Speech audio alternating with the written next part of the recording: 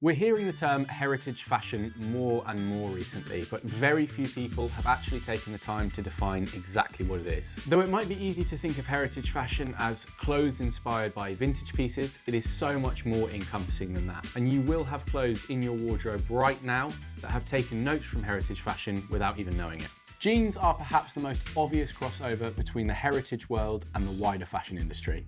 Originally created for workers and miners, jeans are now a ubiquitous item of casual everyday wear. Worn extensively through World War II as a functional item of workwear, the jeans were co-opted by younger generations in the 50s as a form of rebellion against the stuffy clothes that older generations were wearing.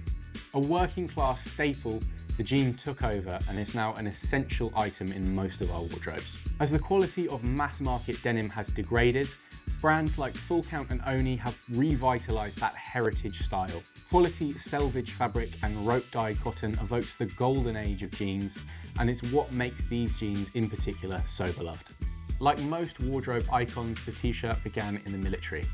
Its first instance of mass production was in the late 19th century, being produced for British sailors who would wear white flannel t-shirts under their woolen clothes to keep warm. By 1913, a white cotton t-shirt had become standard undergarment uniform for the US Navy. It was unconventional to wear a t-shirt as a standalone item of clothing until Marlon Brando and James Dean started doing it in their movies in the 1950s. Movies like Rebel Without a Cause and A Streetcar Named Desire completely revolutionized menswear. Advancements in the silkscreen printing process in the 1960s paved the way for the graphic tee. Whether you wanted to show support for a sports team, were politically enraged, or just wanted to customize something you were wearing, this was a revolution in customizable fashion. Today, brands like Merz, Schwanen and Warehouse have set the standard for what a modern heritage tee should be. The M65 was created in, surprise surprise, 1965 for use in the Vietnam War. Recognizable for its four-pocket construction, its storable hood and a liner that you can remove or add at will, the jacket was used again and again in a wide variety of climates. Because of its ubiquity during the Vietnam War and its easy availability from army surplus stores, the jacket became mainstream. Worn by stars like Al Pacino, Robert De Niro and Woody Allen, the jacket became a symbol of masculinity and rebellion. With a woodland camo version added in 1981 and shades for various different climates created through the jacket's history, the M65 faced very little change until it was finally discontinued from military use in 2009. That classic four-pocket construction and button-up closure has become a standard in men's overshirts, and it's a great example of how military items can influence the wider menswear community. The first hoodie was invented in 1926 by Benjamin Russell Jr., an American football player who was looking for a comfortable alternative to football jerseys. Champion, then known as the Knickerbocker Knitting Company, was the first to produce the hoodies in the 1930s, and though they were first used for sports teams, they became co-opted by New York factory workers who wanted something that would keep them warm in the winter while still allowing a huge range of movement. In the 1970s, the hoodie became a symbol of rebellion.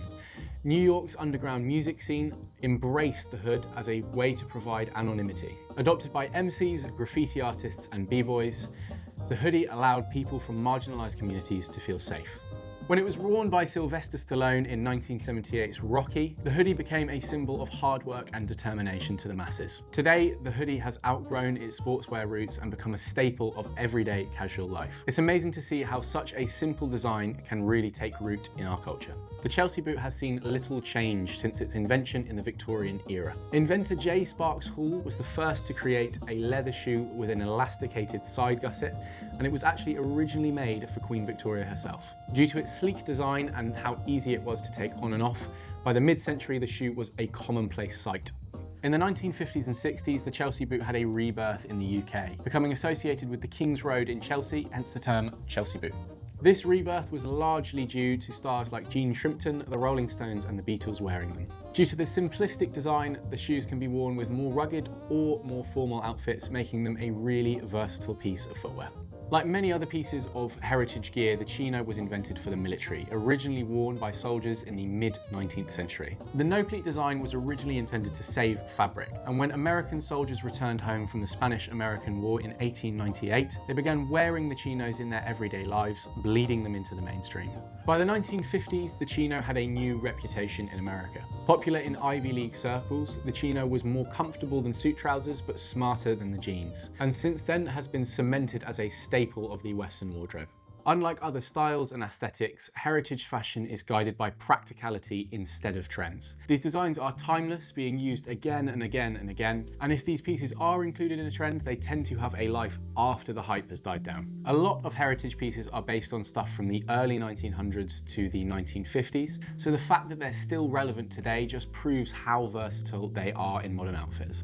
As a result of the traditional production techniques that a lot of these brands use, the garments are made to wear with you. A lot of these pieces, specifically the leatherwear like boots and jackets, are given special treatments and oils to build a really nice patina over time. Selvage denim is also a huge part of the heritage community, and as a fabric that is intrinsically linked to fading, it's perhaps the best way to prove this point. Essentially, it's about seeing the physical story of a garment and keeping onto items you love as long as possible. Lastly, heritage is ruled by brands that have really rich histories. Brands like Filson with their Mackinaw jackets, Dion with their heavyweight knits, and Paraboot with their classic moccasin shoes still make the garments that they were first known for and are thriving in today's community. These brands aren't alone either, with countless companies with really fantastic histories finding a new lease on life in recent years.